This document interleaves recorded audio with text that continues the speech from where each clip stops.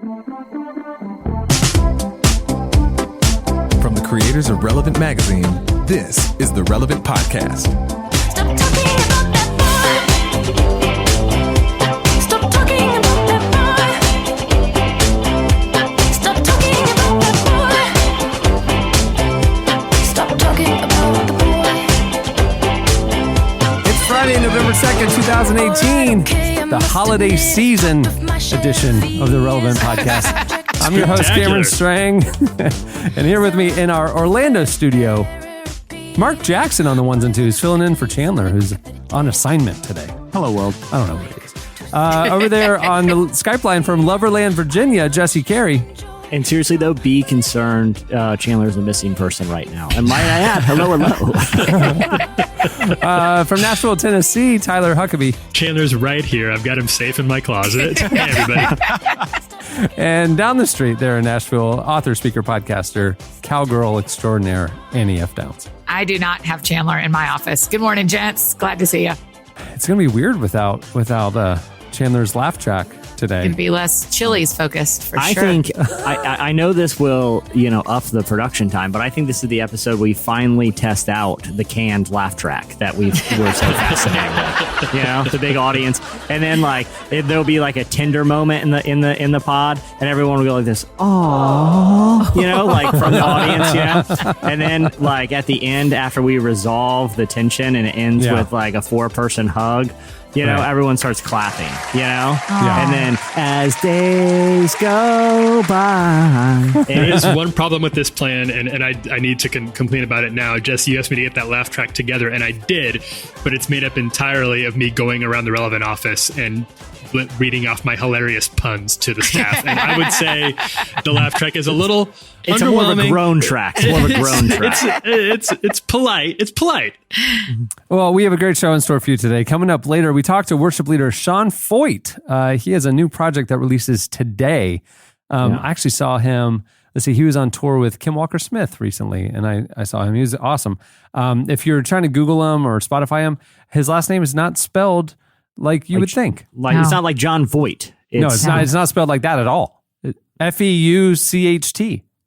Jesse, why do you know how to say his last name? Me and Sean, we're old bros. I mean, I've seriously known Sean since we were 16, and he went to ORU too, Cameron. We went to high school and college together. Does he misbehave like you? Are y'all built from the same? He was okay. In this interview, he's on Bethel now. He's living in Redding. He's a worship leader, global move of God sort of thing. Well, sure. I mean, Jesse's a professional adult too, and he acts like an idiot all the time. I will say this: I'm sure one of our editors there will hear the back and forth between. We had some casual catching up because I haven't seen him in a little while.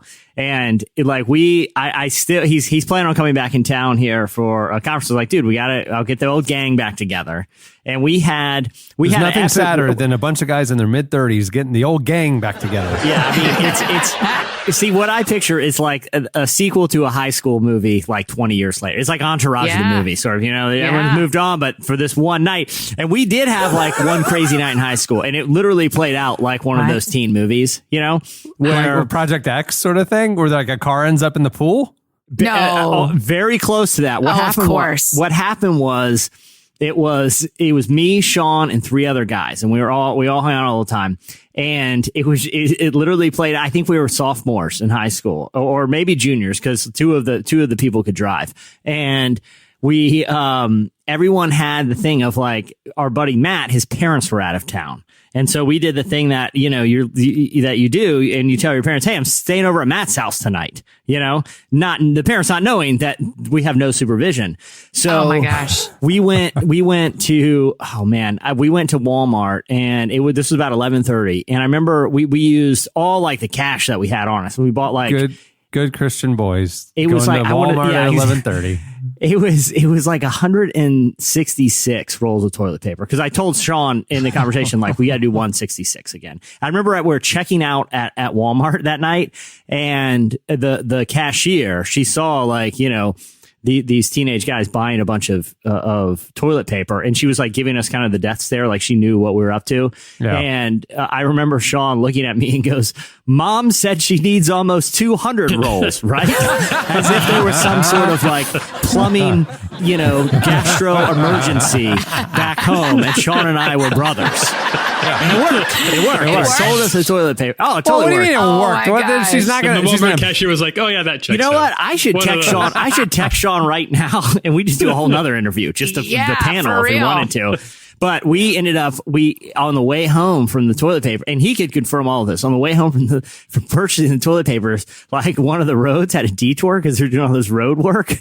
So we took a lot of the road signs and like loaded them in the back of our cars. My gosh. See, that's not Jesse. good. That's theft. And then we rerouted the road to just end on a dead end, just to be extra funny. Oh my gosh. That's pretty funny. That's good. Detour just go and stop with like a big That's blinking cone. And we didn't even stay for the payoff to that. We had what we needed and went, but it was too funny You not to do. never saw anyone drive down it. You just created it and No, walked away. you got to, That's we were pure going artistry. stealth. That is pure artistry. We were professional vandals at the time. And so like with these, we went to like this girl's house that we knew, and we unloaded all the toilet paper.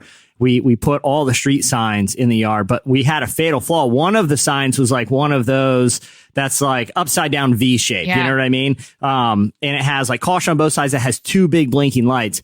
And I remember this dude who was with us was looking back, admiring our work, walking backwards to the yard at like 3 a.m. and bumped into that sign, and it fell. And it was super, super loud. And so you see like lights go on in like houses around there, like in the windows.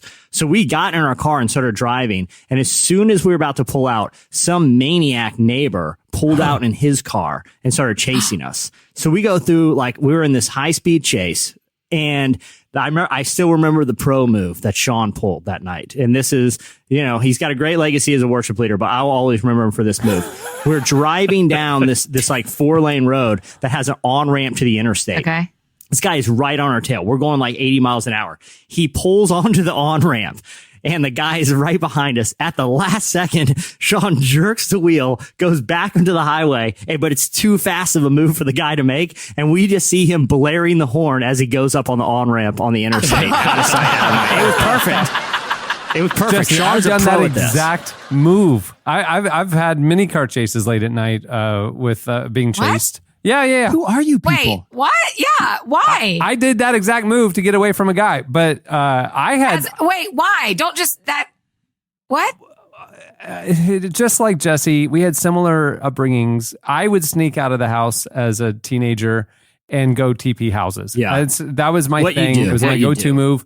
My friends would crawl out of their bedroom windows. I'd go pick them up. It was a whole thing. And we would go around and we've been chased by the police. I mean, the key is if you have a couple friends in other cars, you can get away from the police because you don't have to outrun the police. You just have to outrun your not- buddy. Yeah. We're not doing Someone's that. taking We're the not fall. telling the Someone's world how taking to the run away fall. from the police. Yeah, so I have many times been pulled over and questioned by the police about the vandalism. And the funny thing is I lived in a cul-de-sac with like 100-foot tall pine trees. And my friends would, or not my friends, but my enemies would come and would get us back from time to time. And if you ever try to get toilet paper out of 100-foot tall pine trees, it is not a pleasant experience. My dad never understood why we were being picked on. Like why are these vandals coming after our house all It's the time? And vengeance. Oh my I don't know, gosh. Dad. I don't know why. I don't It's know who because would of do you this. two delinquents. Yeah. There's commercials Yeah. of, it's 10 o'clock. Do you know where your kids are? Yeah, but of course we're upstairs asleep, and then we sneak out. They don't know that. I've seen Sean in college. He captured 3 ducks by Lake Evelyn, Cameron, the lake on No. campus.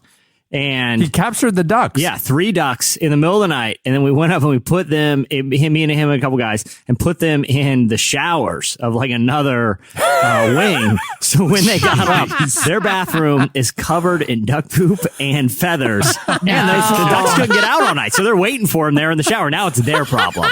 Oh my god. Sean's a mad genius. Like a lot of people Sean will Feucht. probably hopefully appreciate him for his music, but I know the other side of this man. I know the other side, and I don't think he's left it behind either. I will say that with confidence. I love that our big rebellion our bad days was like toilet papers and duck pranks. I will say this. One night, me and Sean were out too, hanging out, and we decided it was time for a thrill kill, and we murdered someone. I will say that too.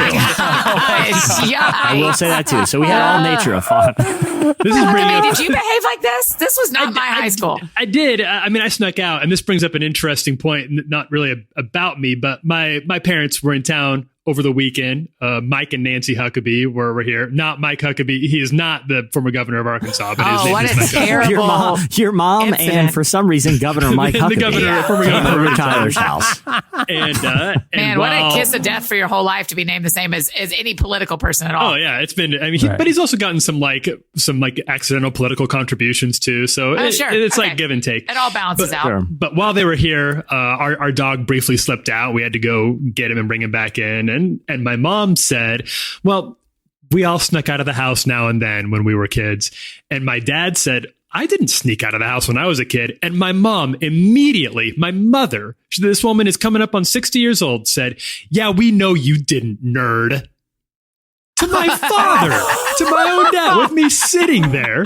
And my dad looked kind of shocked, and she was like, you were probably too busy doing your homework. Like she was an 11-year-old. Gosh, your mom bullied your dad. Hey, you know what? Your mom was dead right, though. What a nerd. And she what was. A nerd. Not only is he named Mike Huckabee, he never even snuck out of the house as a teenager. I snuck out of the house 0 times as a teenager. I knew I'd get caught. Were you not were you not interested how do you in know sneaking you're out going of to the get house? caught?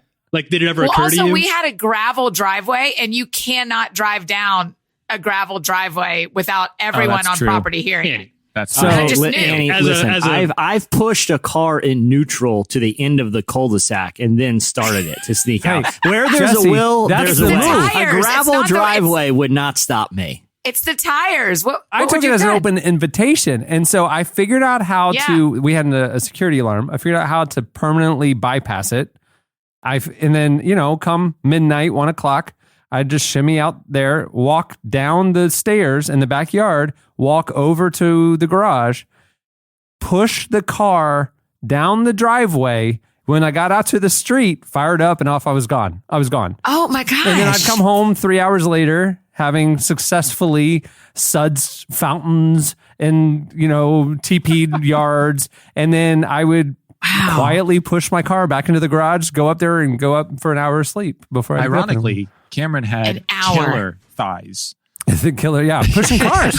That's the move. yeah. I carried the a car. lot of people I don't just know threw the this. car over the shoulder. Cameron was kind of a bad boy in high school and he arguably had the most powerful legs in the entire school. It was They call me Thunder That Thighs. whole thing is just fascinating to me that all 3 of y'all snuck out on the regular. Oh, Was yeah, it yeah. more of a In boy more thing? high school was this life. was this 16, was there- 17, No, high school 18. life. Oh, yeah. Did y'all never get caught and get in trouble? Never I got once. caught. Oh, I got got caught by the got called police. doing a lot of I got things, busted. but Jesse, listen, the with idea this that your charm, parents still speak to hey, you blows my mind. Annie, with this charm, I could get out of most trouble. It sure, wasn't sure, about sure. trouble; it was about getting out of trouble. That was my thing. Sure, I'd like come back to my parents who they'd be like awake, waiting, like, where have you been? That sort of thing. We were ready to call the police, start looking in ditches for it. Like that I would get that. I remember sort of thing. the most biggest jump scare I ever had in my life is I was returning home very, very late at night after, sneaking out. And this is before everyone had cell phones. I mean, that just dates us a little. Yeah. But, Yeah. I go in and I'm like ninja stealth going to the front door of my house, and I was going to go in, sneak up. I had the key and everything. And right as I'm silently putting the key in the doorway in the shadows, my mother's voice goes, "It's pretty late to be out." And if you've ever been outside of a home in pitch black in the middle of the night and you hear a voice right beside you, I literally grab my chest. I'm like, "Mom, I'm not saying this as a figure of speech. I'm saying this seriously. You almost killed me. And because of that, we are now even. We are even. I don't get mad at you and bringing up you almost killing me. And you won't bring up me sneaking out." Andy, did you ever get into trouble? And did you ever get detention? Were you ever grounded? Anything like that? Yeah, I was grounded for things. Yeah. But not sneaking out. No, because I just knew there was no way for me to get my car from where we parked by the house on the gravel driveway down the gravel driveway without people here. I just knew. Why not just have I had a gravel driveway. one of your friends pick This is you rural up, Nebraska. meet him out by the street? Yeah, One when of you your park on the street or in the grass. Or one of your friends something. could pick you up. I picked up my friends. Annie, I would go to Mission Impossible level lengths to sneak out of my home. And not only that, the skills assisted me in college later, because my college, when I was halfway through there, they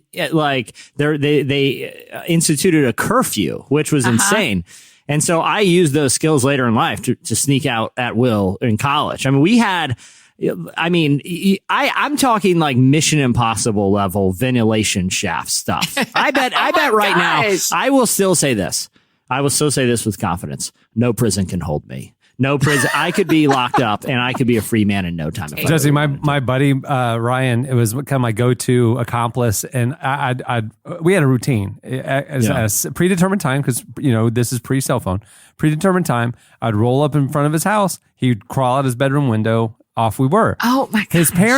I think his parents like noticed one time, or noticed he was missing one time or whatever. And they never confronted him about it. But then I roll up one night and he's trying to get out of his bedroom window, and his dad had screwed a screen onto not put a screen on the window, screwed it in a way that he could not remove it. No, and you're watching the whole thing from the street. Oh yeah. And I'm seeing him like he's trapped tonight, like he couldn't go. And then the living room light goes on, like his dad was waiting for it to happen, right? The living room light goes on and I just bolt. I'm out of there. I just left. I left him. He got in trouble that night because he was trying to leave. Oh my gosh. See, I would go to Shawshank levels of escape. Like, my parents are up late one night and, they're sitting there and be like, both of our kids, in home, nice and safe, staying out of trouble. Yeah. And, they like move one of the couch cushions and like a pile of dirt falls out from behind it. And he's like, no, and runs up to the room, and they remove like a Michael Jordan Space Jam poster, and behind it's a hole, which I have tunneled out. Right. And it's too late. I'll tell you, here were the two things that kept me at home. One, when I was in third grade, a friend and I were biking around a neighborhood. My mom didn't know where we were. And when she picked me up, she was crying and saying that she has been praying the whole time that I hadn't been kidnapped. So I all of a sudden thought I was just out riding my bike, and my mom thought I'd been kidnapped, and I made her cry. And then also I watched Pollyanna, and the one time she tries to sneak out, she falls out of her window and is paralyzed for life. That's true. I wasn't willing to take that risk. Listen. The lesson from that movie is Pollyanna is a big clumsy nerd. Yeah, natural selection. If you're a bad boy that has Tom Cruise like maneuvers, then you'll totally be fine. And I knew I wasn't. Lesson number two. If your teenage son's bedroom has a balcony upstairs, leave it as is. Let him be trapped in there. Don't put a stairway down to the. I think your parents were just saying, Cameron, don't get in trouble, don't get caught, and don't wake us up. They were like, we've got a new baby. Chandler was just little. They're like, go on, just use the side door. Natural selection. I had 4 run-ins with police. I talked my way out of all of them. The bad one was there was a sting. We were trying to suds the hot tub at our friend's apartment complex. Okay. And there was a sting happening because there had been a bunch of car break-ins. And so literally 4 or 5 cops watched us sneak in, suds it and whatever. And then they just wanted to screw with us, So they chased us and whatever. But 4 run-ins with police. It got to the level that one night, me and my friends went for late night pancakes at Perkins, and we were in Perkins. And who's there at Perkins at 3 a.m? Rapscallion teenagers and cops. That's it. Yeah. I was so nervous that one of the cops that was eating pancakes at 3 a.m. would recognize me. I remember I wouldn't make eye contact with anybody. I was really nervous, but never, it would have been like a catch me if you can situation where you guys are you're foes, but you kind of have a begrudging father-son respect for each other. There's a respect there, and you're in neutral territory. Everybody gets to finish their middle of the night pancakes, and then we'll talk. Yeah. He's gonna bring you down, but dang it, he has to admire the hustle. Yeah. One of my run-ins with the cops, I learned. I watched an old master at this. My father, who I'd never seen him interact with the police before. And he's a pretty chill dude. But this was like the morning of, I still remember, a graduation rehearsal. So I was graduating like the next day, and I was out there. I was doing stuff out in the yard, like helping out around the house or whatever. And a police car rolled up, right? Ooh. But it wasn't like the regular police car. It was like a white one. You know what I mean? Unmarked, but you could tell it was a police car. Out comes a guy, and he approaches the house. Now, what had happened is, you know, I don't know if you guys ever did this, kind of gross, but in like biology class, did you guys dissect animals ever? A frog. Yeah. Frog, Yeah. So little pig. What? We had little pig baby fetuses pig. because I would take the tails off of them, and I would put them I'd take them to class and like hold them up to like girls' heads and be like, oh yeah, pigtails, you know. Yeah. So you would appreciate the story. You are terrible. So some of my brother's friends actually were responsible for disposing of the cats that were dissected. But instead of doing it, they figured we could do something funny with these and put them in a car and drove them away. They ended up on doorsteps around town with funny notes. Hindsight is pretty disturbing prank, and I can see why the police were involved. But one of them had the toe tag of mine, the one I worked on. So this detective pulls up to my house and he sees me and my dad out there, and they're like, "Gentlemen, can I talk to you guys?" Remind me what you're doing in the yard. Y'all are like throwing a baseball or something? No, we're doing like yard work or something. Okay. You know, but he goes, "Hey, mind if I have a word with you guys?" And my dad's like, "Sure." He's like, "We might want to go inside for this." So this is what the detective says. Oh. And so we go sit down, and he's like, "I'm investigating an incident that had to do with dead cats, and I think you might know what I'm talking about." And he points at me, and my dad goes, "So let me get this straight. I swear I remember this like it was yesterday." I was like, what a baller move. He goes, "Let me get this straight. So you're a pet detective?" And you could see the power drain out of the detective's face. And suddenly we held all the cards. He realized he was dealing with not one, but two smart Alex. And, you know, the crime went unsolved for all those years because I wasn't going to give any leads, you know, not with my dad backing me up with a zinger like that right out of the gate. Yeah, no kidding. That's amazing. I saw, I guess his birthday, you put a picture on the internet of your dad at some point. And I thought, that is literally exactly what I thought Jesse's dad would look like. Just it's pretty happy, chill dude. relaxed, chill. Had a zinger in his back pocket. But can zing a pet detective with the best of them. All right, well, let's see. Let's take a quick break and come back and do In Case You Missed It. Stay tuned.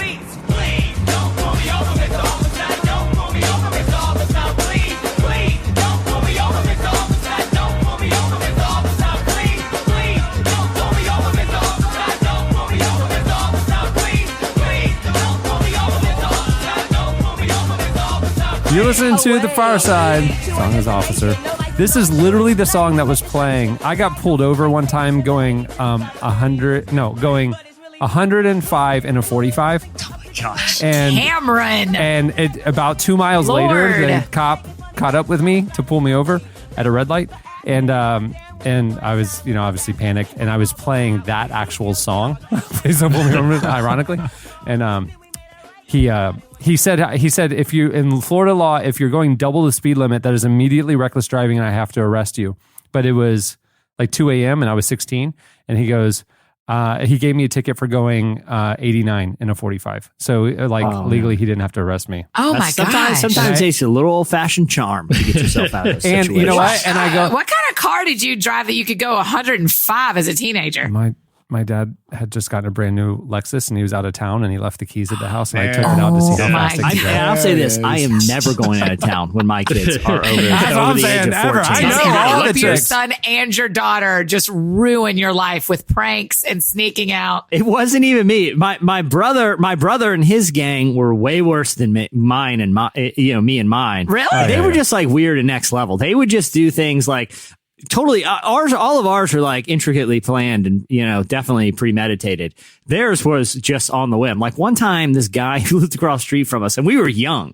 I mean, I don't know. He's probably like 12. He was, this is such a weird story, but he was like he was switching out like the screens in all his windows, like cleaning the windows, and he sat him out in a big stack in his front yard.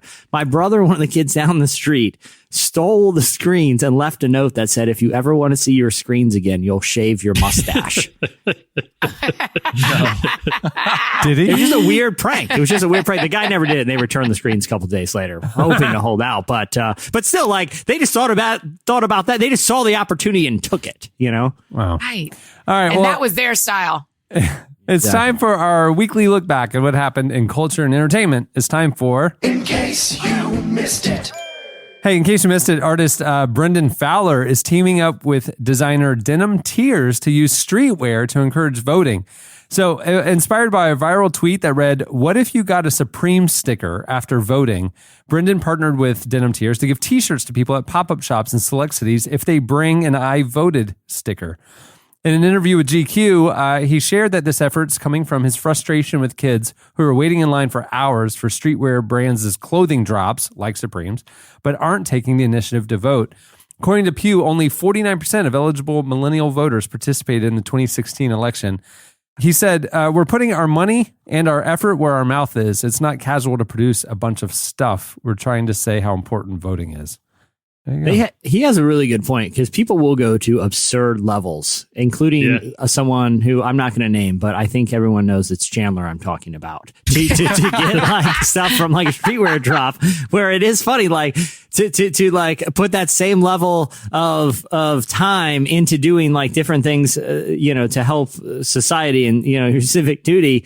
It does seem like this guy's identified an interesting tension there. This is the last podcast before Tuesday, the vote. Before so there will be a podcast on that day, but by the time it comes out, and by the time you listen to it, the polls might be closed. So this is your compulsory advocation to go vote. Yeah, and I will say this: Supreme is doing another North Face drop, and that first one with the leathers was dope. So check that out too. Check that out too.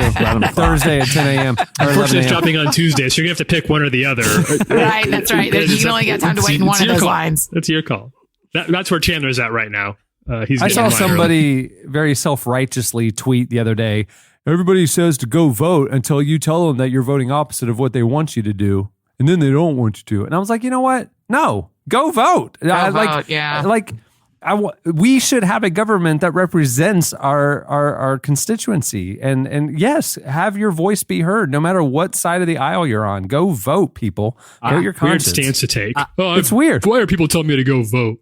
That's where you're going to draw the line in the sand. That's your issue. Too many people telling me to go vote in 2018. Yeah, right. Sorry, you and your self-righteous democracy telling me to vote. Yeah. Make my voice heard. Exercise my most basic American right. Lay off. Just lay off. I was happy under a monarchy. Okay. Yeah.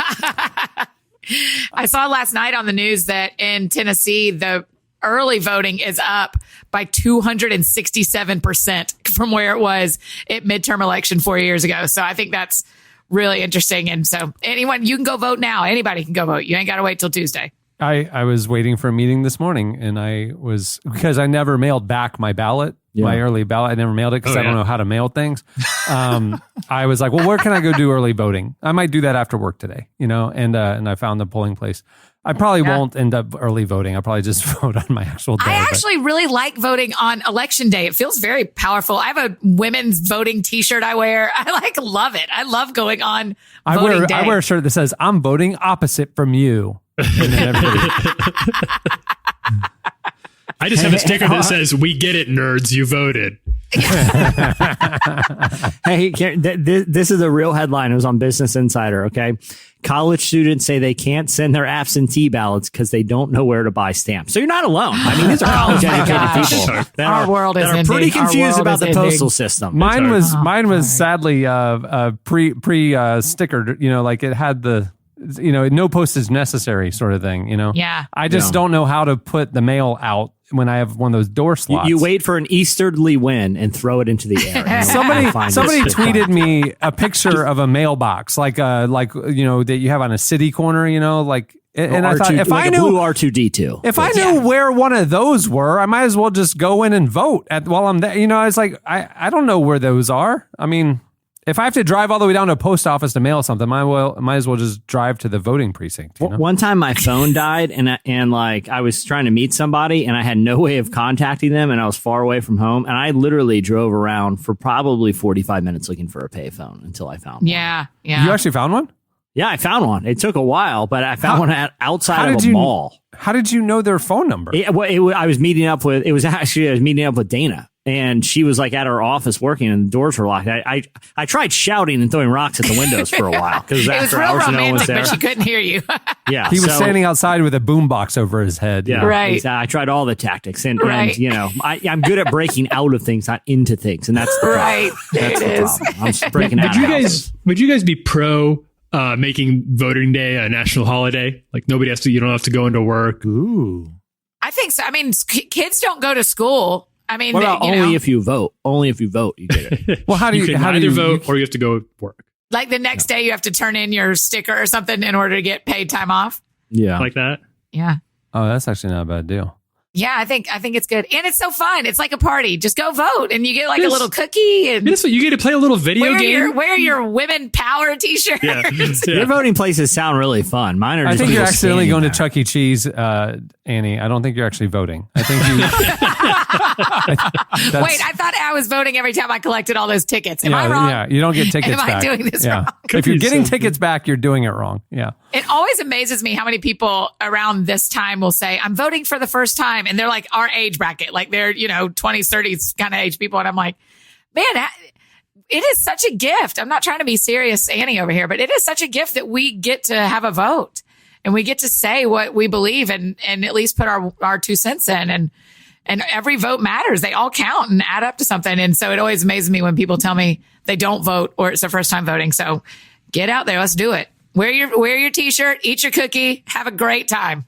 If you need a stamp, my DMs are open. I will try to help. I will My weigh DMs are in not with open. I don't have a lot If of you're voting expertise. I'm a millennial. along Tyler's lines politically, which Yeah. he will I will need- admit are very radical, need and the you're vet. going to be writing in a lot of weird names. You're just going to trust them on us. It's a very I just remember the 2000 election, the hanging chads in Florida. Like so the election was won because of Florida's swing state status, and Florida was determined by like hundreds of votes, like not Literally thousands, not hundreds, tens, yeah. like literally hundreds of votes. So the president was elected because a few hundred people decided to vote that Or not vote. or not vote. Right. Right. That's crazy. Yeah. Right. Every vote counts. Every vote matters. I just don't know why they did that because, like, in Annie's state, it sounds like voting is a big party. Why did they need to call everyone named Chad to go to one district and hang for a while? It seems like that just wasn't necessary. Just have Y'all are everyone missing If vote. your name out. Chad, go to Seminole telling ya. County, just hang out. Yeah. Hey, in case you missed it, Lena Dunham is teaming up with Steven Spielberg and J.J. Abrams to make a movie about refugee survival. They're producing a new film about the incredible story of Doa al-Zamel. The Syrian refugee, who was just 19 at the time, was fleeing Egypt by boat when a shipwreck cast her adrift with the rest of the crew.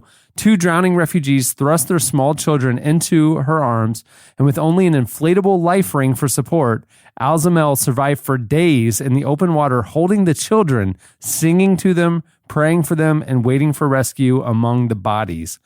The girl's creator, Lena, has now officially signed on to write the script. That's going to be powerful. Wow. Yeah. I'm really excited about the movie. I think it's a great story. Does anybody else feel like Lena Dunham maybe isn't the best call to handle Thank it? you. Yeah. Yeah, that's such a weird. Yeah. I like Pull girls. to I'm me. a fan of the girls show, but this just seems like not her. As somebody who has Her kind of voice. publicly Yeah. struggled with sensitive conversations and been pretty Yeah. publicly criticized for a lack of Yeah. nuance, I'm just not sure a story about Syrian refugees is maybe the best fit. That's what I thought too.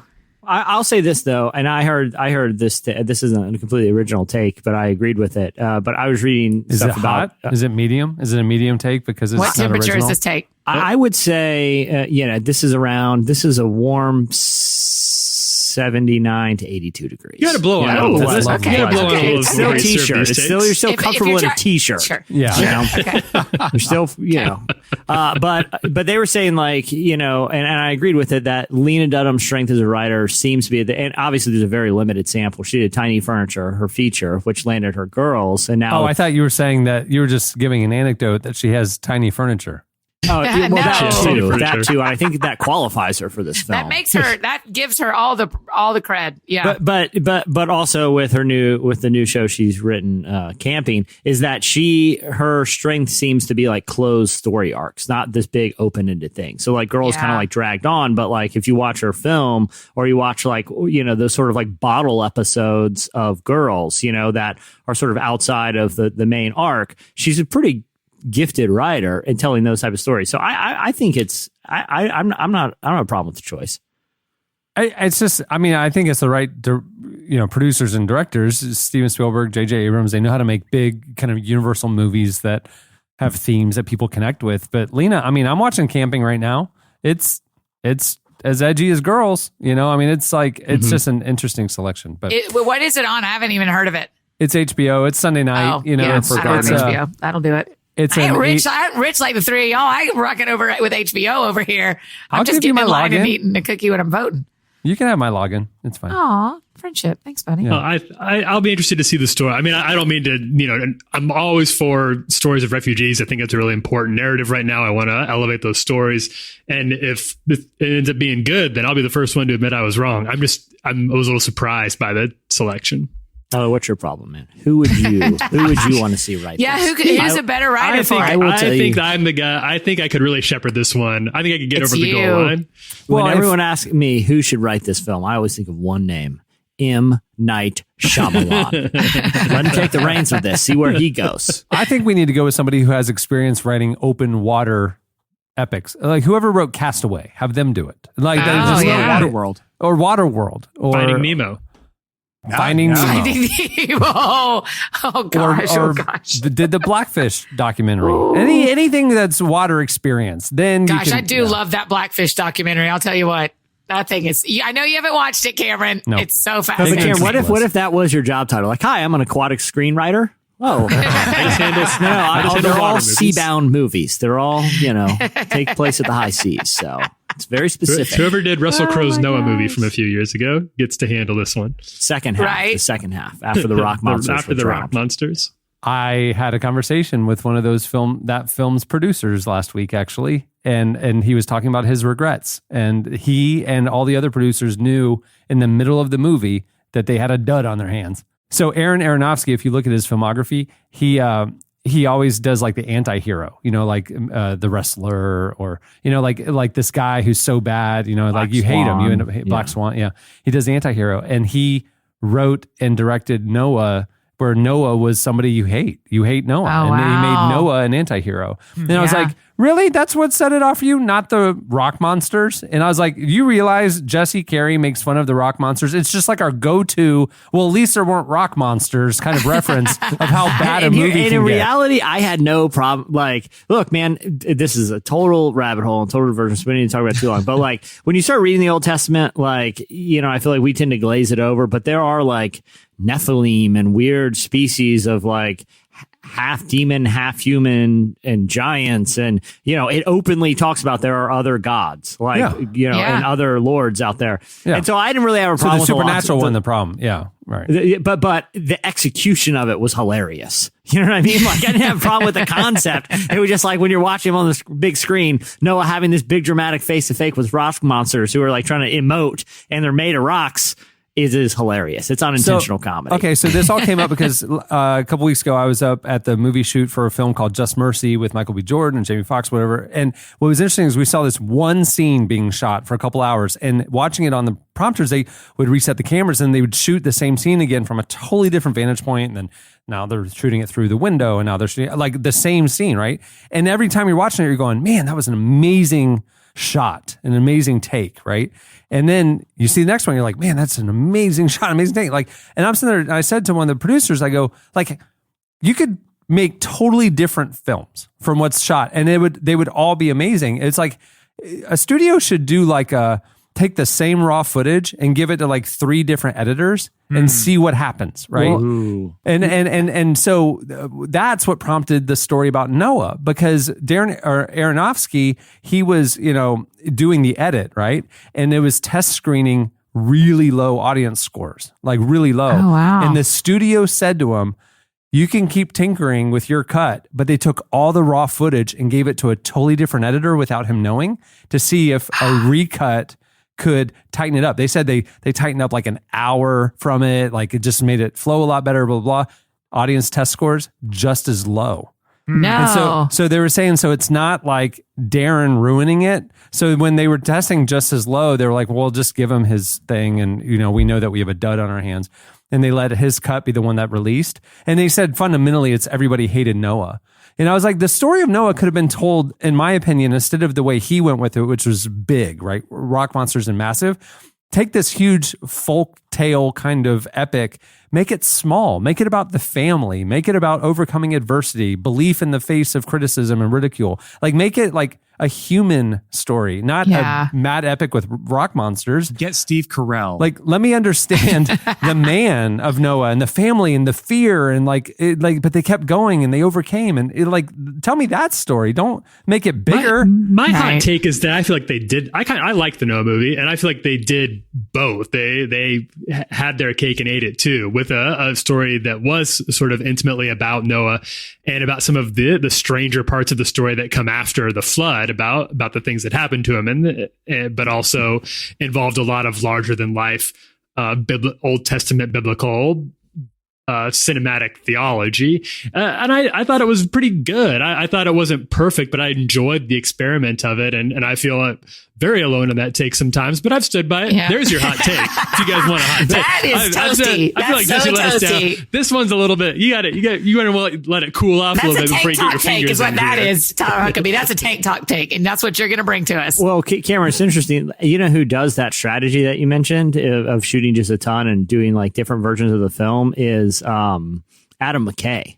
Like, remember after Anchorman came out, he released a different version of the movie with different plots that weren't kept in the main film. Like, he's famous for just doing, especially when because he works with John C. Reilly and Will Ferrell, because he did, on Step Brothers and stuff. And he just lets them roll for take after take. And by the time it's over, they have like 2 or 3 movies, I mean, even not even telling a different story, but like just what I saw at this movie set a couple weeks ago, it's like if they had the way they cut it, the scene I saw could be totally about the prisoner, or it could be totally about Michael B. Jordan, who plays a law student, reacting. It could be more about his transformation from this encounter, and like that's 2 totally different emotional moments, and like I don't know which one they're going to end up going with. I'll be very curious to see. It was a pivotal scene. It was incredibly moving every time we saw it. It was incredibly moving.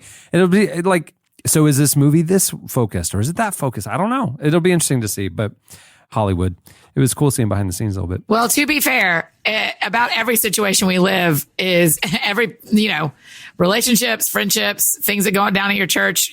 There's always more than one point of view. So if everybody could make the movie of the same clip, that's how stories are told, right? Are you with me? Like that happens everywhere. So I think it's interesting when it happens in movies because it happens in my life all the time.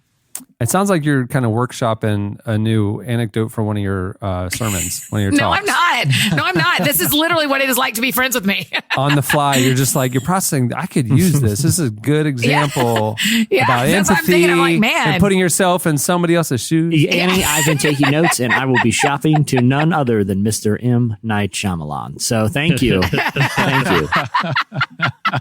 Hey, in case you missed it, Lauren Daigle this week, she brought church to Ellen. The worship leader performed Still Rolling Stones from her hit new album, Look Up Child. Here's a clip.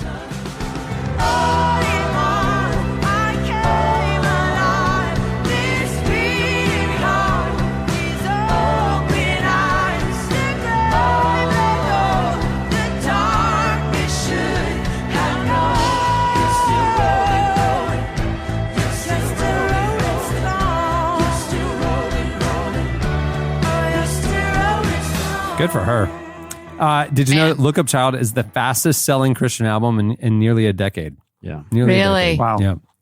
Hey, in case you missed it, after winning a World Series game, Red Sox star Mookie Betts, everybody, went to feed members of the homeless community. After winning Game 2 of the World Series of the Dodgers last week, Betts, who is from the Dominican Republic, arrived at his home to a celebration, complete with huge amounts of Dominican food. But with a massive amount of leftovers, He headed back out to the streets of Boston very late at night with his cousin and trays of food to hand out to homeless people. A local club promoter recognized the star who was pushing a cart full of trays. He said that he approached the player to say hello, but then other early morning revelers also started noticing that they had a hero in their midst. Oh, wow. Once he started gaining attention, he quickly walked away. The promoter told a local radio station none of the homeless even knew who he was. They were just grateful for what he was doing. A lot of people are looking for a pat on the back, and he wasn't looking for that whatsoever. He was incognito, just trying to do good. As you know, the Red Sox went on to win the World Series later in the week. So there you go. What a nice story. Good guy. Yeah, what a great dude. All right, well, that's it for In Case You Missed It. Stay tuned. Up next, Sean Feucht joins us.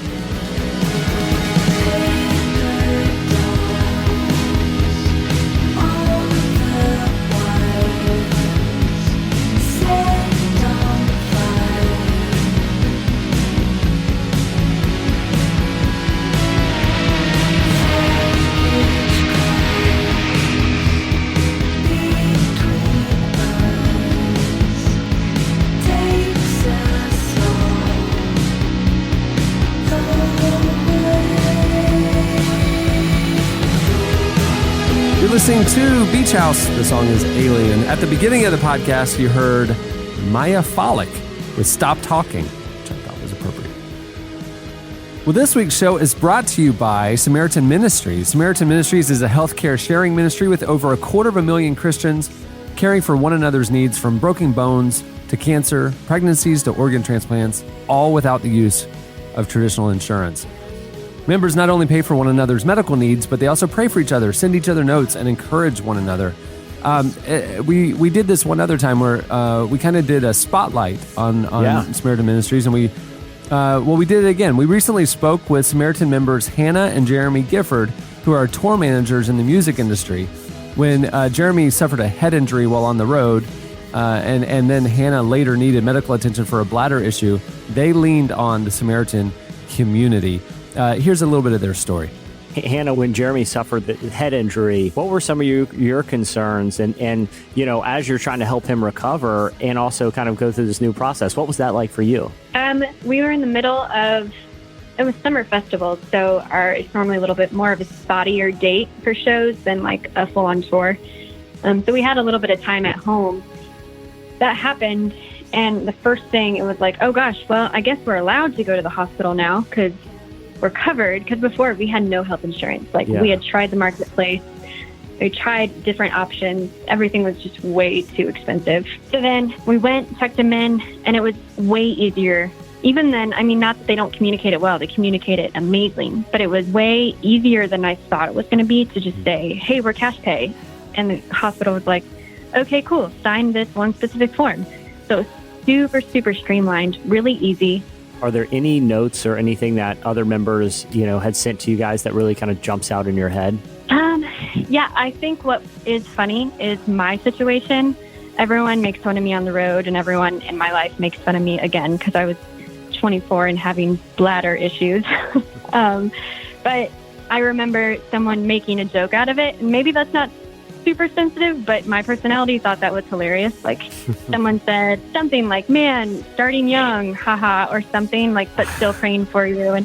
And like, I remember thinking, oh gosh, that's hilarious. Like, I love that happened. I don't know. No, it just seems personable. Like people actually care about what is happening to you, and you feel like it's this community of friends and family. If you were to meet like another young married couple who were trying to figure out what solution was right for them, and they were considering Samaritan, what would you say to them? This is something that we can afford. This is something where we can be helping other people and pouring into somebody else's life, and it works. We've been taken care of. You know exactly what you're doing, and you know exactly who's taking care of you and who you're taking care of. It's just amazing. To find out more about Samaritan Ministries, visit samaritanministries.org/relevant. Well, for his debut album with Bethel Music, Sean Feucht traveled around the world, including to Iraq, to meet and worship with refugees. And M. Night Shyamalan, interestingly enough. In a twist. In a twist. He was supposed to meet Lena Dunham over there. Guys. And in a twist, M. Night Shyamalan showed up. It was really weird. For an intimate worship record that's also outwardly focused, he also co-wrote many of the songs with artists like Brooke Ligertwood, Chris Tomlin. You might know her as Brooke Frazier, by the way. Brian Johnson, Hillsong's Ben Hastings, and a ton of others. We recently spoke with Sean about the album, the stories behind some of its more powerful tracks, and not his high school hijinks with Jesse Carey. For a future episode, we'll have it back. I mean, yeah, a little behind the scenes. He did just text us back and say, "Yeah, I'll come on." Yeah, but he did. But we got a full house today. We have a full He had house. his chance. How about one of these days we'll replace and Ask Jesse with a reflection on high school shenanigans. I'll get someone. I can get a non-famous high school friend too that Sean and I know if we really want. We could each get one friend from high school. A what, Jesse? I said we could always get a non-famous high school. No, friend we don't care about your non-famous friends. We only I know thought about you your said famous another ones. famous high school friend. I was like, what are you talking? You hide so many secrets in your Mary Poppins bag. Interestingly, it was Pharrell. Yeah, Pharrell. When Jesse was in time. high school, he was part of the Clips. He was one of the Clips there in Virginia. Pharrell was in high school in 1200. That's ridiculous. One of our other, me and Pharrell's other friends, still in jail for one of the pranks we played. So took the fall for it. Really appreciate that. Bill. Pour Really one out for appreciate Mookie Betts. Mookie Betts, everybody. Here is part of Jesse's serious interview with Sean Feucht.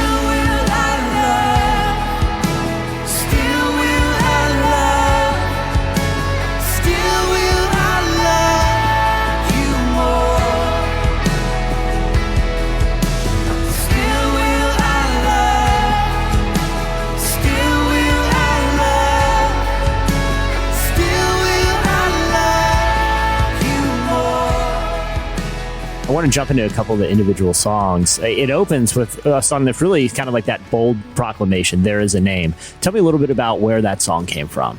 That song was co-written with myself, Pat Barrett, and Ben Hastings, who's wrote "So Will I," and he's just an epic songwriter. And I think our heart in that song was really to start off the album. We kind of come right out of the gate with like a 9-minute song, which is pretty intense, but it kind of helps set the tone about what the whole project is about. There's a name above every other name, and really declaring the truth of who Jesus was in what I feel like is kind of fresh language. It's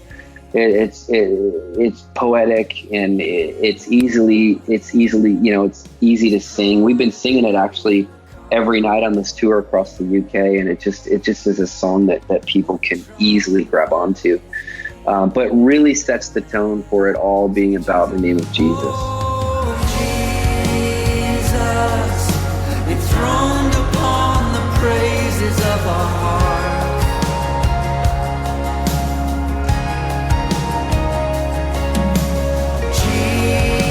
Jesus, you're the King and you're the center of it all.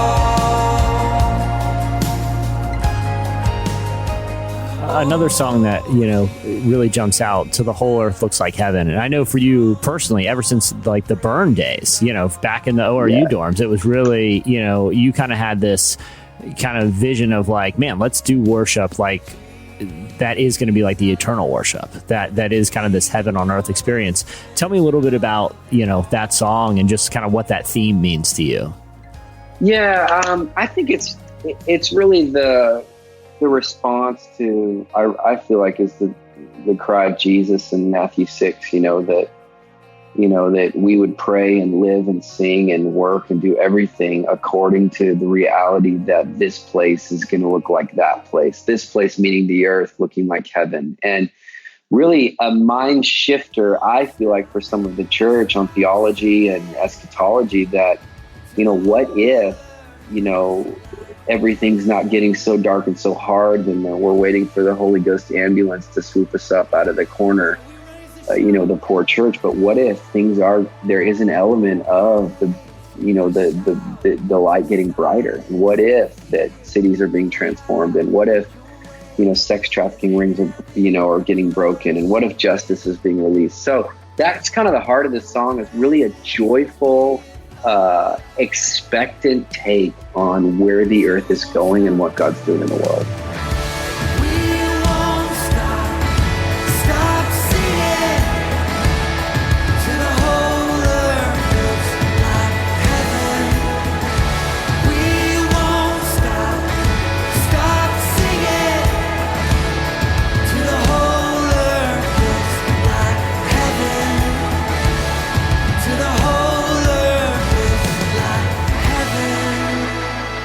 You mentioned earlier Heart and Hands, about, that kind of being inspired by, you going, and for people that don't know your story, maybe give a little background on, some of the places you've traveled, and, while you're putting a song like Heart and Hands together, like what's, some of the experiences that made you kind of want other people to know, like, look, man, we can go out there and do this even in the dangerous places. Yeah.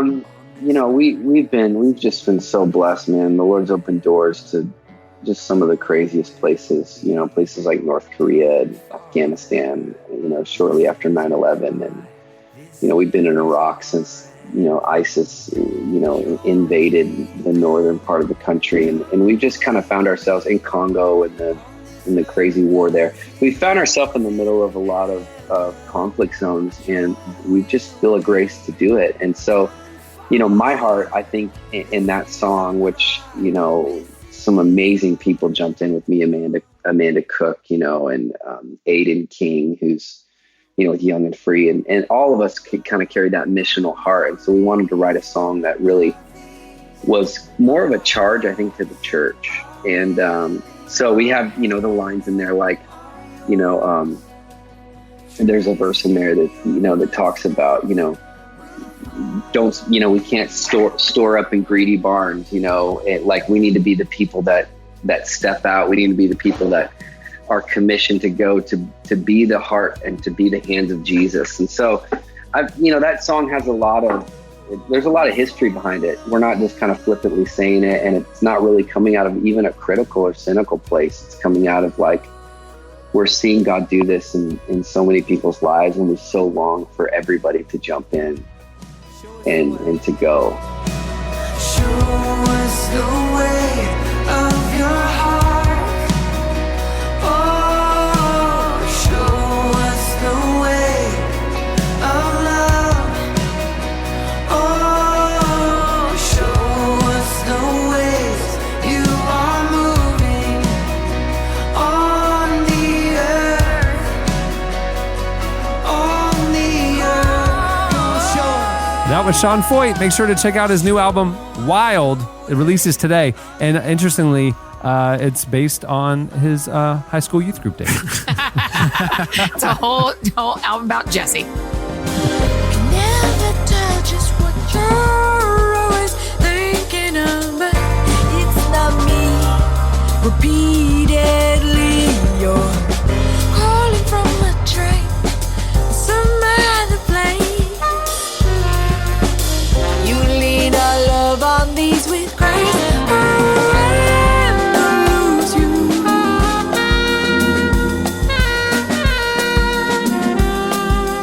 Ready for the tunnel when we lose connection. You're listening to Mr. Twin Sister. The song is Alien FM. Alien on the last break, Alien FM on this break. Well, this week's episode is brought to you also by Audible. Hey, what would it be like if we all listened more? Listening to audiobooks motivates us, inspires us, even brings us closer together. And there's no better place to listen than Audible, because now Audible members get even more. Exclusive audio fitness programs, audio books, Audible originals, and more. Audible has the largest selection of audiobooks on the planet, and now with Audible Originals, the selection has gotten even more custom with content made for members. Every month, Audible members get 1 credit good for any audiobook they choose, plus 2 Audible Originals from a changing selection that they can't get anywhere else. They also get access to audio fitness and health workouts created exclusively for Audible. Plus, your books are yours to keep. With Audible, you can go back and re-listen anytime, even if you cancel your membership. And if you don't like your audiobook, you can exchange it with no questions asked. You can get your first audiobook for free when you try Audible for 30 days. Visit audible.com/relevant or text relevant to 500500. The great thing about Audible content is like it makes boring stuff really fun. Doing the dishes, fun. Get to listen to stuff. Running, fun. I thought you were going to say like Showering, boring, like reading basic Annie's hygiene. book, boring, listening to Annie's audiobook, fun. I thought that's what you were going to say. Hey, they're all there. Remember God, looking for lovely. You can get them from Well, Audible. there you go. There you go. I can make your life less boring in your ears. So Annie, when someone listens to Audible for their book, Yes. they're one for, hopefully it's more than one free audiobook, but if they choose yours for one free audiobook, you've said this before. Oh boy. You have some ad lib commentary in there. Yeah, I do. Yeah, for sure. And remember God. It's just fun. Once they start, y'all have lived with me enough. Once you put a microphone in front of me, I'm just going to say. So I followed some of the script and I didn't follow some of the script. Some of the script went a little, I'm going to do a hat tip to my boy, M. Night Shyamalan. Yeah. Remember, when you sign up for an Audible membership, not only do you get one free audiobook a month, exclusive sales, but you also get 30% off all regularly priced audiobooks. You can download the app to listen on iOS, Android, Amazon Fire, Windows Phone, pretty much everything. And unlike a streaming or rental service, remember, with Audible, you own your books. One last time, visit audible.com/relevant or text relevant to 500-500. Well, each week on the Love and Money podcast, which we produce, Seiko Designs' founder Liz Bohannon, Bright Peak's Rafa Roberts, and our very own Jesse Carey talk with guests and couples about how our ideas about both relationships and finances affect every part of our lives. In the debut episode of season 2, which just released, we talk with author Jessica Turner about the myth of a work-life balance. We wanted to bring you guys a special preview here on the show. We're proud of this show. We think you'll like it a lot. We want you to go listen to it. So here's a preview of episode 1 of season 2 of the Love and Money podcast.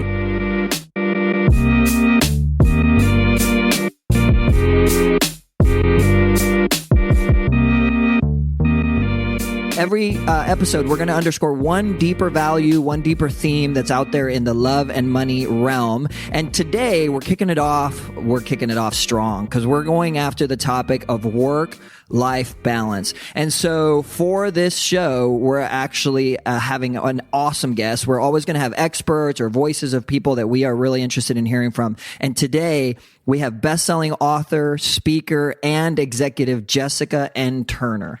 And Jessica runs a blog called Mom Creative. She's the author of the books The Fringe Hours, Making Time for You. That was her bestseller. And she just has a new book called Stretched Too Thin.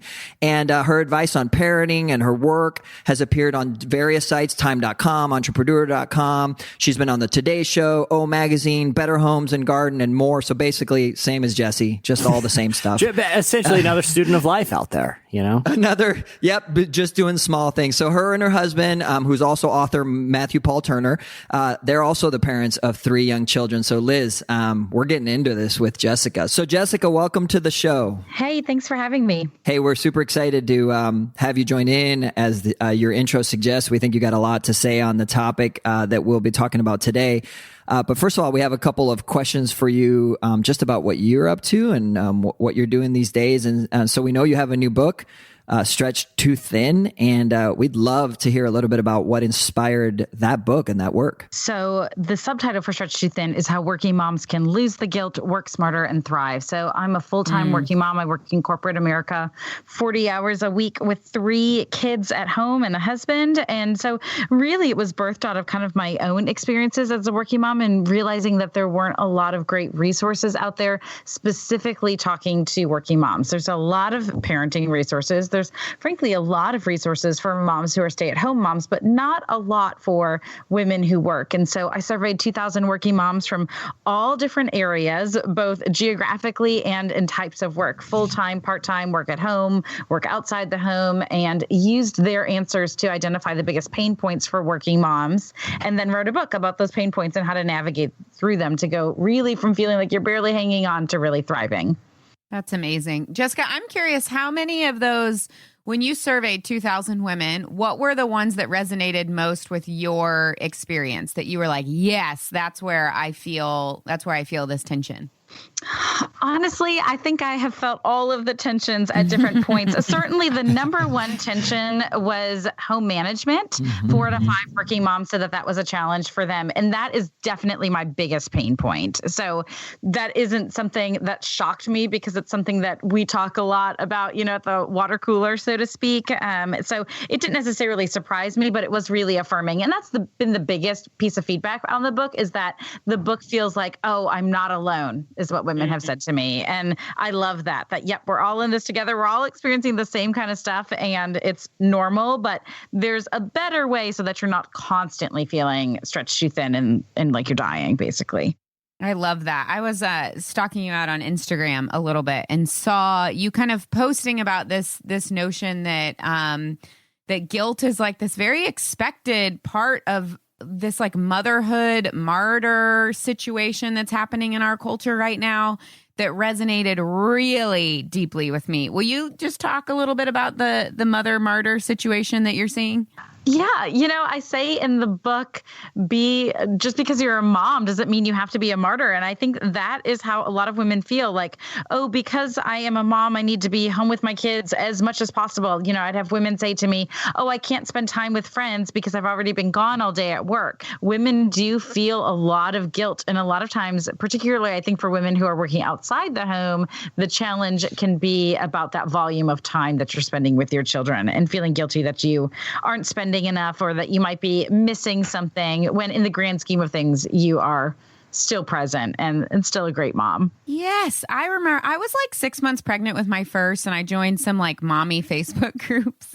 And which might have been a mistake because I came across this thread where this woman was like, does anybody have any tips for like how to get out of the house? I haven't seen my friends in over a year. Whoa. And then it like kicked off this whole, so that was one thing. But then there was like this thread of like, well, I haven't seen my friends in a year and a half. Well, I haven't touched my husband in 10 years. Like a badge of honor. And it like, yes, it was like this weird sense of like competition for like whose life was ruined the most because of their kids. Wow. And I was sitting there very rotund at however many months pregnant being like, oh my gosh, like what did I do? I didn't know I was signing up for this. Yeah. You're right. It is so common. I speak a lot about the importance of self-care, which is another huge area of struggle for really all women, but in this case, the stretched thin working moms. And I was once speaking at a conference about identifying your passions, and I asked the audience to write down when was the last time they lost track of time doing something that they loved. And,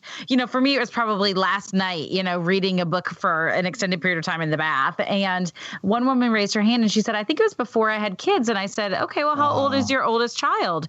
And she said 14. Oh, man. That she literally could not remember one experience where she had lost track of time doing something that she loved. I like to affirm women that self-care is really, really important and frankly makes you a better mom, a better wife, a better friend, a better coworker when you're taking care of yourself.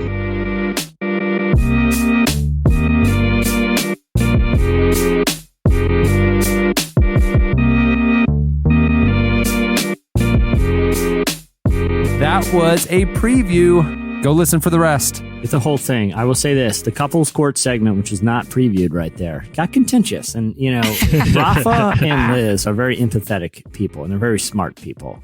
I don't consider myself on their level at either of those things. And so, as we're counseling this couple, I throw a couple curveballs and went down a little rabbit trail. You got to listen to find out. Go check it out.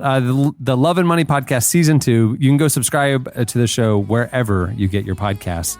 There you go. Well, stay tuned. Up next, your feedback. Let the spirit rise up, break through the walls, leave them the doors, crash through the windows, and cover the earth, the earth, the earth. Let the spirit rise up, break through the walls, leave them the doors, crash through the windows, and cover the earth, the earth, the earth, the earth. You're listening to Carrie Job and Cody Carnes. They're married. The song is Cover the Earth. All right. Well, last week on the Friday episode of the Roland Podcast, we asked you for your ideas for state slogans. Oh, I love this. We were talking about Nebraska's official new state slogan is Nebraska. It's not for everyone, which is insane.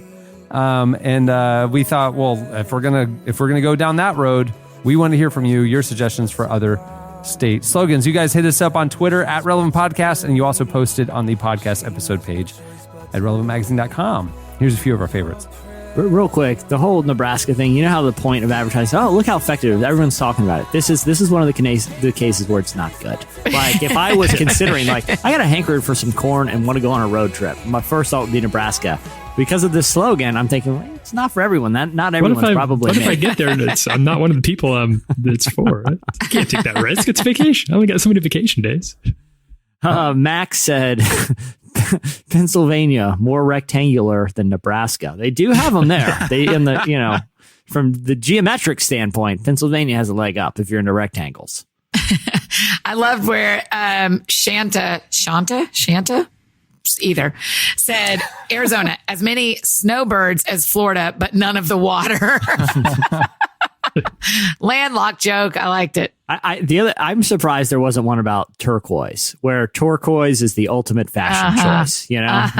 Any place where you can just rock a turquoise stone on like a bolo tie, or as buttons or a belt buckle. I'm in. Yeah. Zach Young says Indiana, not quite Illinois. Notch below. I like Nikki's who said, South Dakota, come from Mount Rushmore, stay for, just kidding, there's nothing else here. Man, it is funny to everyone who responded to us. No one did all 50 states. They have really specific states. Nikki really went for North and South Dakota. Yeah. I have to assume Nikki is from North or South. Is a Dakota native. Or else just has a real vendetta. Real bully. That's exactly what I was thinking. The other option is a real Dakota bully. Jimmy Biro says, Wisconsin. The road to obesity is delicious. And then he goes, Wisconsin, delicious and Wisconsin. lined in cheese. He goes, Wisconsin, sure, might be cold, but we got plenty of beer. Wisconsin, come smell our dairy air. Our dairy air. Yeah. That's really funny. Wisconsin, this is all Jimmy. Wisconsin, where we schedule church around the Packers. That is, that's a thing. Tells you where everything. we ignore the commandment about not having any idols before God. Go Packers. This guy, when I was reading the South Dakota one, I was like, yeah, true. I can't think of anything other than Mount Rushmore. And then it's like, I haven't gone down the rabbit hole yet, but I plan on it. Mount Rushmore is a really weird thing. Like at some point, legislators or somebody was like, we should go to the side of a mountain in a state no one goes to and blow it up and have the faces of presidents there and let the taxpayers pay. People will love it. It's just an odd initiative, Mount Rushmore, One thing that I'd like to do, and I'd like to crowdfund this, is I would like to take a stab at recreating Mount Rushmore, just recreating it. That's all I want. No changes. Exactly the same president. No changes. I just want to see what it would look like for somebody like me to try to bomb a mountain to the shape of president faces. Well, here's the thing. Yeah, exactly. Like that guy's really great with dynamite. But here's I feel like it kind of goes with the name because all of those presidents are known for everything they've accomplished. I want to Mount Rush less, and it's with people who've accomplished very little in their lives. It's just the four of us. That's Relevant podcast more. Yeah, we're Mount Rush less. more. You've been sitting on that pun for a while. I'm Also, I'll tell disappointed you, in I you. just got back from South Dakota, and it's awesome. There's a lot more there than Mount Rushmore. I just want to defend my Sodak friends. I'm a big fan I think Mount Rushmore is cool. I think it's it's an amazing thing. I'm just saying it's a very cool state. I can't speak to North Dakota. Mount Rush less. Here's the guy that you used to see when he worked at Blockbuster, and it's just some guy. I've tried to think of everybody who'd be on Mount Rush because they need to be just famous enough to be like, oh yeah, that guy, but not so famous that it's like, why is there a statue of him? Eric Odom for Georgia, where Marvel movies are filmed. So that's fair. That's usually what. To be true. I've had more friends I grew up with be extras on movies in the last 5 years than in the entirety of my life. I want Jesse Carey to weigh in here because you're pretty close to this scene. Okay. Matt Bell says New Jersey. The only people who call it Joyzy aren't from here. Is that true? Is Joyzy an unfair? I've never heard it in all my travels in the land of New Jersey. I've never heard it Joyzy. Okay. Yeah.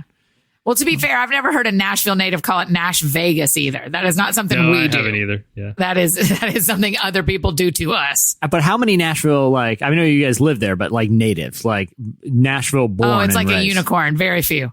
I don't know. Yeah. I bet I know 3. But the ones that I know only call it Nash Vegas. So Matt Bell, this is none of New Jersey. More Springsteen than Snooki. I actually have found the opposite. It's much more Snooki than Springsteen, Matt. I'm sorry. Interesting. All right, well, there's a lot more that came from. Go check it out. Now it's time for this week's Editorial question of the week. Hey. Well, earlier in the show, we got reminiscing about the cool ones among us who snuck out at night in high school. Oh my gosh, really? Which includes You're gonna Cameron, do that? Jesse, myself, and my mom. That's right. Me and Mike Annie Huckabee. and the other Mike Huckabee. Yeah. I would guess both Mike Huckabees are in that category, to be honest with you. I think it's kind of a universal Mike Huckabee trait is they didn't do a lot of sneaking out at night. It just was a really long gravel driveway. We want to know some of your high school shenanigans. Nothing that's going to incriminate you, and we don't want any stories. Hey, ignore that. You have immunity if you're on this podcast. So I want to hear some dark stuff. Yeah, we better be airing. We're airing some stuff that you need to get off your chest. Like a botched train robbery or something. Give us a fake name. We'll never know. Give us a fake name. Don't even tell us who you really are. Just tell us the story. So hit us up on Twitter at Relevant Podcast, or you can post your longer stories because we assume they're going to be full of details on the podcast episode page at relevantmagazine.com. We will read our favorites next week.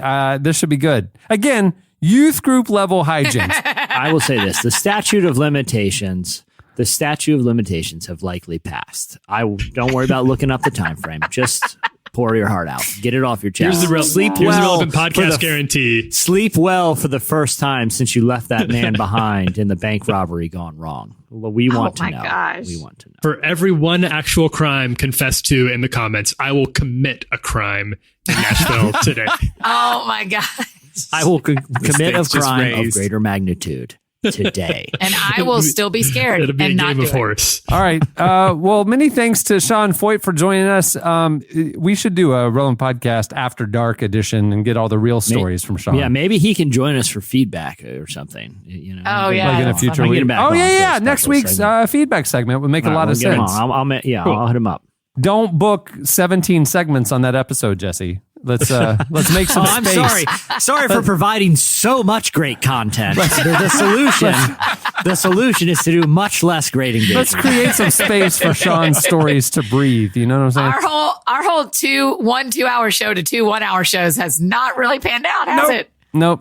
Hey, Sean's album Wild is out today. Go check it out. Thanks to our sponsors for making this episode possible. Samaritan Ministries. Remember, you can go check them out at samaritanministries.org/relevant to learn more about their network of Christians sharing healthcare. Also, thanks to Audible. You can get your first audiobook for free when you try Audible for 30 days. Visit audible.com/relevant or text relevant to 500-500. There you go. Hey, by the way, we mentioned on the last episode, but our podcast store, our podcast shop is up now. If you like the show and you want some swag, we got some mugs, we got some shirts, we got some things. Go check it out. Store.relevantmagazine.com. You can go to our website and there's a store link there in the nav. Go check it out. Not only is there podcast stuff, there's also all of our magazines and books that we've done. There's other brand gear that you might enjoy. Some screenplays that I may or may not have written with M. Night Shyamalan. So may or may not. So. Hey, the new issue of Relevant, you heard about it on the last podcast. The new issue of Relevant featuring Lauren Daigle on the cover is out now. There's also a great feature with Mark Wahlberg, Lovely the Band, a ton of others. Is just a jam-packed issue. Go check it out. You can view the whole thing at relevantmagazine.com, or you can subscribe today for a special offer. If you want to give, I know it's a little bit early, but we're in the holiday season. If you want to give a subscription to Relevant as a Christmas gift this year, you can do that for only $14.99 if you go to relevantmagazine.com/give. Well, there you go. All right, guys, we did it. We really did it. We'll wrap things up. I'm Cameron Strang. I'm Mark Jackson. I'm Jesse Carey. I'm Tyler Huckabee. I'm still scared to sneak out. We will see you on Tuesday. Go vote. I'm sorry, I don't mean to be rude, but I think I'm losing my mind. Stop talking about that boy. Stop talking about that boy. Stop talking about that boy. Thank you for listening to the Relevant Podcast. If you like what you heard, be sure to leave us a review on iTunes. Check out other shows from the Relevant Podcast Network in the podcast section at relevantmagazine.com. And while you're there, browse exclusive podcast merchandise at our online store. Make sure to subscribe to Relevant Magazine. Info is available at relevantmagazine.com/subscribe. I like to see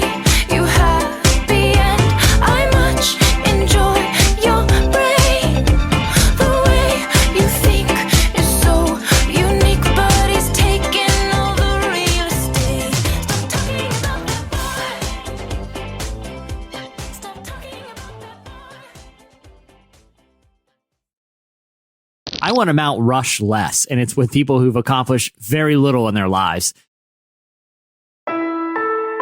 Relevant Podcast Network. Time is precious, and so are our pets.